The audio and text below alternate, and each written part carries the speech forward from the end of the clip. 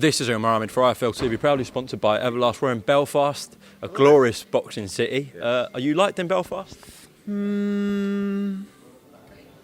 want to say yes, but I'll let you know in about 20 minutes. No, I like, listen, these are probably the most, or some of the most passionate fight fans in the world. So any excuse to come to Belfast, fight or press conference, we're in. We didn't have to come here, but we wanted to because it's important, because we want a lot of Belfast and Irish fans to come over for the show, which they're going to do. And I like the banter, and I like the build-up, the atmosphere. Obviously, we've got Kevin Agyarko here as well. We're going to do a little press conference with him before the main event press conference. He'll be on the show as well, defending his WBA title. So good to be here. Good to be here, and I really enjoyed yesterday. You know, someone said to me a couple of days ago, right, you know, go and smash it. This is the first press conference of 2022. I thought, oh yeah. So you want to get off to a flyer, and yesterday was a lot of fun. Yeah, absolutely. For anyone who doesn't ask that question, because it stems back to the Frampton Quick days. Oh, unbelievable. There's a lot of feel. I said to the guys on the way over, this feels a lot like the Frampton Quick fight. I know that was a higher profile fight at the time, but you know, like the trainers, you know, Jamie Conor, like it had other people that were. Everyone was so passionate about winning that fight, and this feels very similar. Obviously, there was a huge amount of travelling Irish fans for that fight. Same with this fight. It's going to be a sold-out arena, and it's a really good fight. So obviously, Coogan spoke to you before the press conference in the car, old school yesterday. Yeah. We didn't get a word with you after, so I will ask you about some comments that Jamie and Mick made towards Ben Davidson, where Ben allegedly told people at Sky Sports that he wasn't confident about Lee Wood's chances in the Rees-Mogg fight. What did you make of that? Was it just mind games? I don't know. I mean, I remember that fight very well because we were in the bubble at Wembley. And I think Ben had just started training Lee Wood. He was pretty honest with his assessment. Said, you know, this is a tough fight. This is a 50-50 fight. I think, of course, he believed Lee could win that fight. And obviously he went on and did win that fight. But Ben had just started training with him. I think he only had 4 weeks with him or something like that, properly, going into that fight. And the Kanzu fight, I remember Ben telling me he's going to win this fight. And I wasn't a believer, I'll be honest. I don't care. I wasn't a believer. I didn't think Lee Wood would beat Kanzu. And he did, and it was a brilliant performance, and a lot of that was down to Ben Davidson. So maybe a little bit of mind games. You know, I think Ben has come into the game. He hasn't really had that criticism or confrontation yet, or people saying, oh, you think it's all about you, and that comes with success and with a lot of attention. You know, because of the job that Ben's doing and because of his profile now, you start to do more. You know, you do more interviews, more people are talking about you. And also people don't like your success. Not talk about Jamie Conlon, but just in general. So that'll be interesting to see how Ben adapts to that. He's only 29. He's a very good young trainer, and he didn't come into the sport to get criticism. But unfortunately in life, criticism comes when you start doing well. So he's going to start getting called out by other promoters and fighters saying, oh, you got a big ego, you make it all about yourself, where it's not necessarily true. So be interesting to see, and it was good because it deflected from me. So hopefully that happens again today. On the theme of Ben Davidson, obviously there was a lot of talk around him in the last couple of weeks within British boxing, where he was quoted on BBC Radio saying that the general standard of training in boxing in the UK is poor and lazy. Now he kind of explained his comments, and he said he's comparing that to other elite sports. Do you agree, disagree? What are your thoughts? I think it's just old school and new school, isn't it? You know, everybody's training methods are different. You know, some trainers like their fighters to get up at the crack of dawn and go and do the hard runs. Some like them to get up when their body tells them to wake up and get enough rest. Some like them to cut weight this way. Some like to watch tape. Some don't like to watch tape. Some like to spar early in the camp and do hundreds of rounds of sparring. Some like to do 6 rounds or 8 rounds at a time. Some like to do 15 rounds. You know, everything's different. I just think the world in general, when you're talking about the science of any sport, just evolves. Ben is obviously a new school trainer, does things differently. Over the test of time, is that better or worse than the old school method of training? So I'm not sure.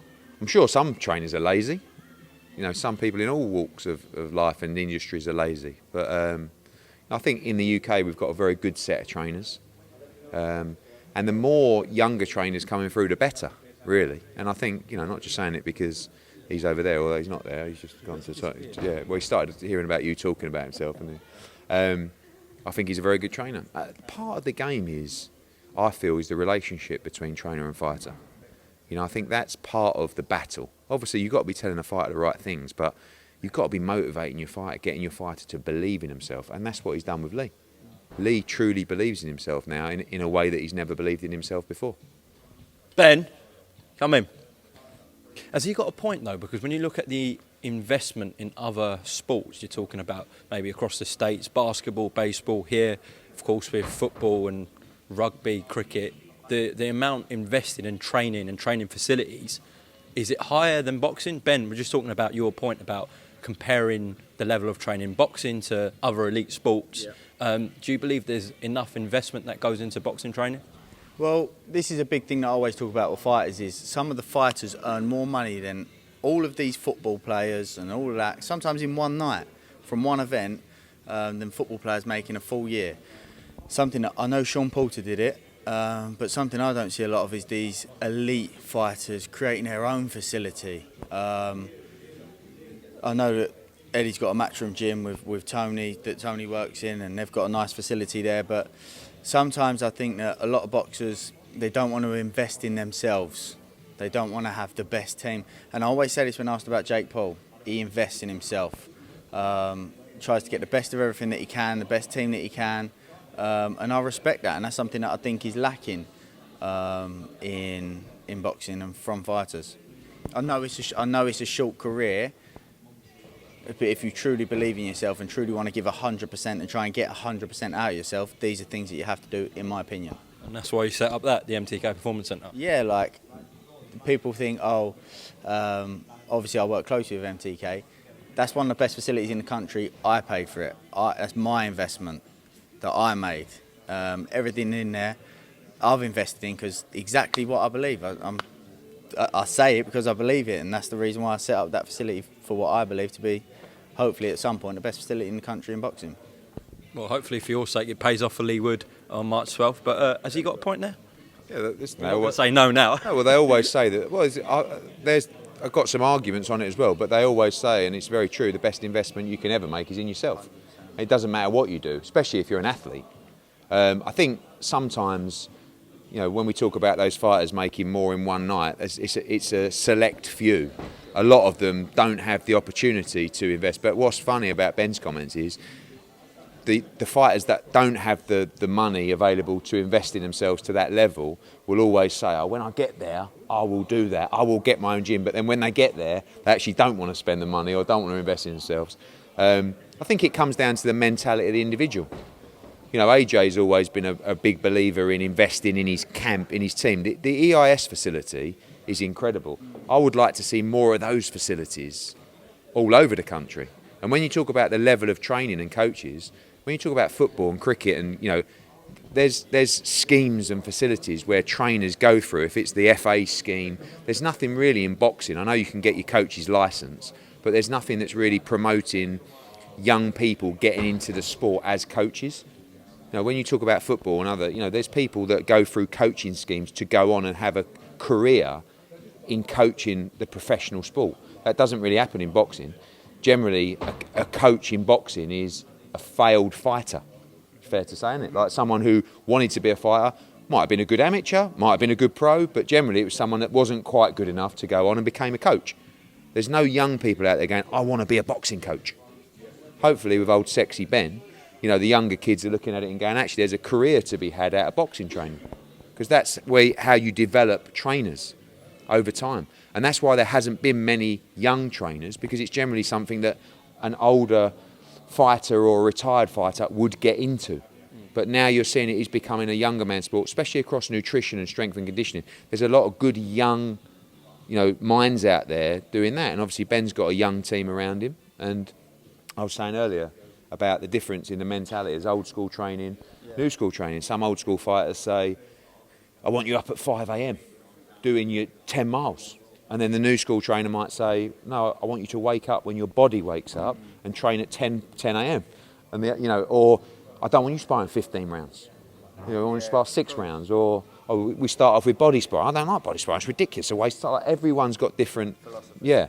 And I guess the only thing that will decide what's right or wrong is time, and it's different for everyone. But it's about understanding your fighter and knowing what works for them. Okay, well, Ben, I just thought you'd bring you in for that. Okay, so let's start off with the heavyweight division. Has anything changed since you last spoke to Coogan in 24 hours? No. I mean, look, obviously there's a purse bid tomorrow. I've said I don't feel like that purse bid will take place. If it does, we'll be ready to bid, obviously.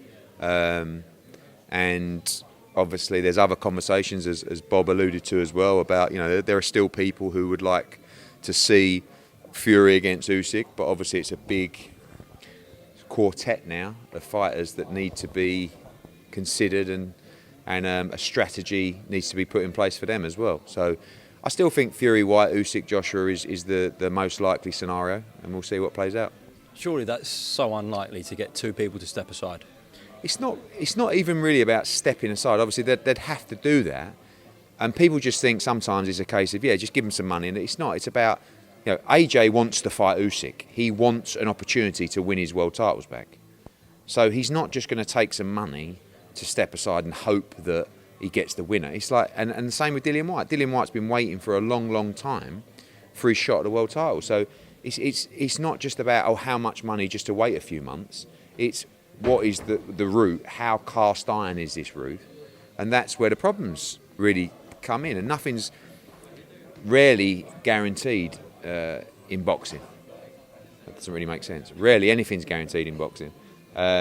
So I think the preference would be the two fights.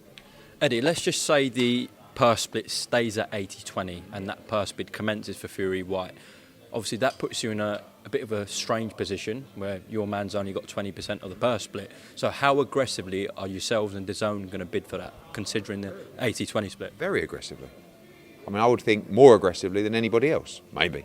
Or certainly more aggressively than any other promoter. Whether there's a site deal or someone else that comes in with a mad offer, quite possibly. But at the moment, the offers that have been made to Dillian Whyte are unacceptable in our eyes. And obviously there's an appeal to take place regarding the split.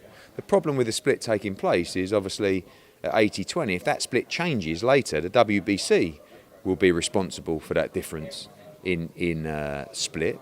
And that's why it's unlikely, I think, for a purse bid to take place until that's resolved. So we will be extremely aggressive for that fight. I mean, you know me. You imagine me promoting Fury against Whyte. Yeah, but say you put 50 million up for that, then obviously Dylan's only taking 20% of that. So for now, until the appeal and the hearing takes place, could be 40%, could be a 20% swing in that. That's why I can't see the purse bid taking place till that is resolved, actually. But anyway, but we will bid what we feel is the commercial value of that fight. We will roll the dice. We'll be aggressive to try and get that under our control. So at the moment, what is the thing holding up essentially this new delay with the purse bid? Is it simply down to Team Whyte and his case with the WBC? And the WBC. I mean, there's not really been, when the purse bids have been pushed back, I just think it's sensible at the moment till it's resolved. But if it has to go ahead, then it goes ahead. Okay. Have you spoke to Anthony Joshua about this potentially stepping aside, or are you? Not since our original conversations, which were maybe a month ago, something like that. And I wouldn't go to him until something was presented with us that was of interest, and that was his feedback really, which is, look, I will listen to what you feel I should listen to, but you know what I want to do, kind of thing.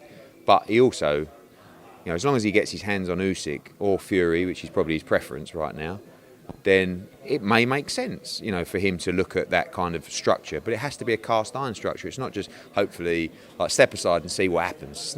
That's not happening. He's got his shot now.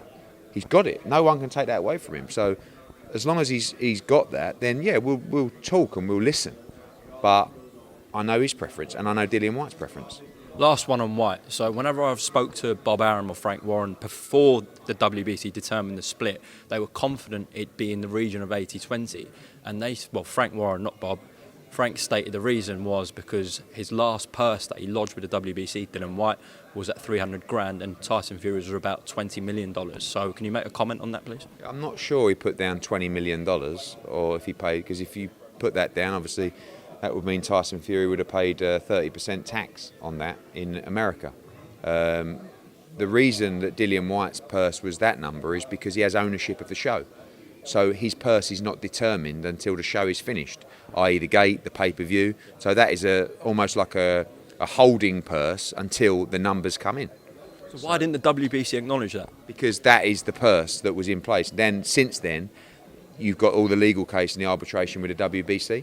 So that's all still being resolved, his sanction fees from the last fight anyway. So it was a clever way of saying, well, that was what you earned. Do you honestly think Dillian-Whyte earned 300 grand to fight Alexander Povetkin? No, of course not.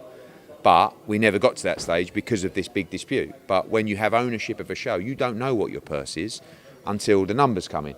That's the model you choose. Same with Anthony Joshua. So on Tyson Fury's situation, he had a purse for that fight, and if he put down 20 million on his state agreement, then there's a cap anyway. It doesn't matter whether you put down 10 million or 20 million. The sanction fees will be the same because of the cap. So yeah, that's that. Let's work our way down the weights, light heavyweight talk. So you've made an offer to Anthony Yarde, a very high one. That's what you were quoted as saying. Have you made this directly to Tunde and Anthony, or have you made it to Frank Warren's office? Frank Warren's office to Queensbury. And it's not like I know that sometimes they come out like the Avanesyan, oh, we'll pay that and we'll do, I'm not trying to be clever. I just feel that these light heavyweights right now, like everybody wants Joe Smith, everyone wants Bivol, but not everyone's going to get them. Do you know what I mean? So listen, Andy Ayling come back and said, look, we'd like to fight Joe Smith, but if we don't, we'd consider that offer, which is great. Like, I'm not going to start showing emails and talk, but I just feel that Buatsi against Yarde is such a great fight. And I've spoken to Buatsi about it, and I'm seeing him on Friday. He wants to fight Anthony Yarde. He wants to fight Callum Smith. He wants to fight Craig Richards. Unless he can get Bivol or Smith or Beterbiev, because he's ready to go now.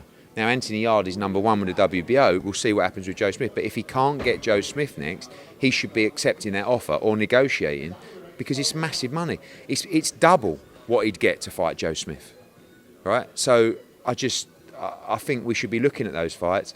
A bit more different for Callum Smith, because he's kind of been, world champion, Ring Magazine champion. But at the end of the day, money talks. And, we've spoken to Craig Richards about the Buatsi fight. And both Buatsi and Craig Richards would rather fight Bivol or Joe Smith. But if they can't, why not fight each other for a lot of money? That's how I think about it. And we've always talked about Buatsi Yarde, and after Yarde's victory against Lyndon Arthur, it's a massive fight and life-changing money. So would that be a co-promotion, or do you want that solely on your show, Buatsi Yarde? Yeah, I mean, if we're putting the money, it can be a co-promotion, but if we're putting the money up, it'll be on DAZN. But I have no problem doing a co-promotion with Queensbury for that fight, because I just want to see the fight. And they weren't, it wasn't no, go away. It was, look, this is what we're planning, and they obviously accept it's a good offer. But we'll see what happens. We'll have a chat with them, and hopefully, look, if they get Smith, they're not going to fight Buatsi. Maybe we do it after if he wins, and vice versa. But if neither of them, if we get to a stage by April or May, and neither of them have got that world title fight each other. If you believe you can win that fight, like I said, it's life-changing money. So, go and earn it. Considering Yarde's such a big attraction for BT, like he's one of their main guys, and it's unlikely, you might think different, but it's unlikely I think a deal can be reached for that. So is this a negotiating tactic for you to get a lower price for Buatsi's other opponents? No. A lower price for Buatsi? Yeah, because if you're touting that Yarde's out there, you can go to other opponents and say, take a cheaper price. You're saying, and maybe that's the mentality of a lot of people, that that fight's unlikely to happen. Really, when a fighter gets an offer like that, the manager and fighter have to go in and say, this is an unbelievable offer. I would like to take that fight. And then that's a conversation between promoter and fighter. If we got an offer that was a life-changing offer for one of our fighters to fight on another platform, and I've done it loads of times, I would never say to the fighter, you can't do that, mate. If they said to me, I want this fight, please let me take this fight, of course, you take the fight. So that's when you have to go to your platform and say, guys, we've got a bit of an issue here. This guy's been made this offer. So, and he would like to accept it. It's a one fight. We believe we're going to win. We're going to come back. Blah blah blah. So, yeah, of course, they would want Yarde to remain on BT, but you have to look after the best interest of the fighter as well. And this is not for Yarde to sign with the Zone. It's just one fight, for huge money. How comes the Vlasov fight isn't getting rescheduled? Any reason? No, it will do. If we don't get Yarde and we don't get Bivol, I mean, Josh has come to me and said, look, I've missed my opportunity to fight in December. Throw me in a big fight. Like get me Bivol, get me Smith now. And if not, I'll fight Yarde, I'll fight Callum Smith, like whatever, Craig Richards, whatever. But Vlasov, that fight, if we don't get one of those fights, we will fight Vlasov. It's a really good fight. Doesn't quite have the profile, but it's a really good fight. So that's the fight that will be rescheduled if we don't pull out some kind of major fight for Josh. Happened to be on the phone to Craig Richards yesterday, and he was saying that he hasn't had a concrete offer on that. Is that true for Buatsi? No, he had. I mean, Peter Sims has had an offer. I mean, he's been in discussions with Frank Smith in the office, a few meetings about that fight. We kind of got to a number where I think they would look to accept that fight. It's a difficult one because no one wants to lose in a domestic fight.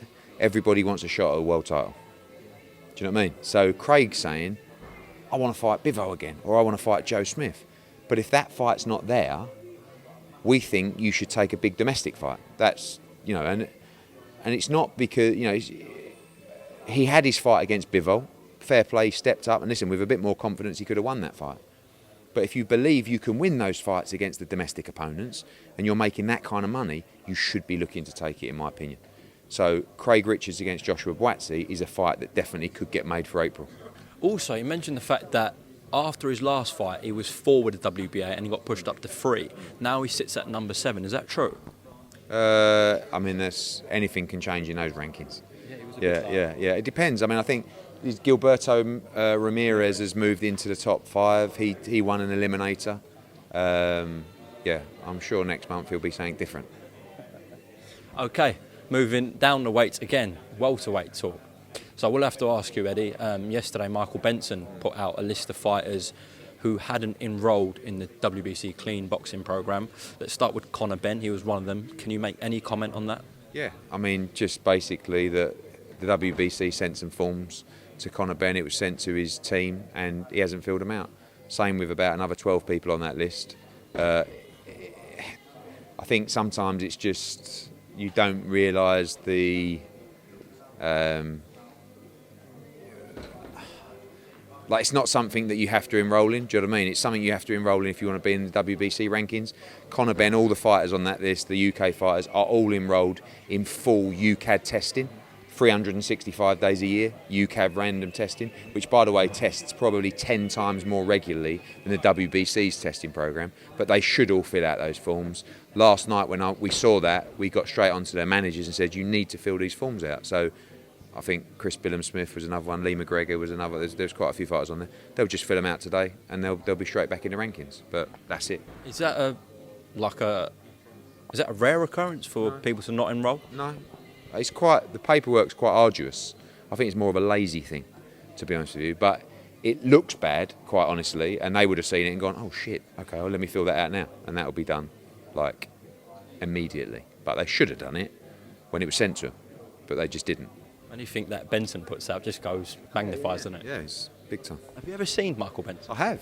At TalkSport, loads of times, yeah. Oh, yeah. Because he came up to me once, he went, I'm Michael Benson. I went, Jesus Christ, you do exist. So that's that. Oh, that's that. Okay, in terms of Conor Benn then, what are you looking at? Maurice Hooker? I love the Maurice Hooker fight. We've made an offer to Maurice Hooker.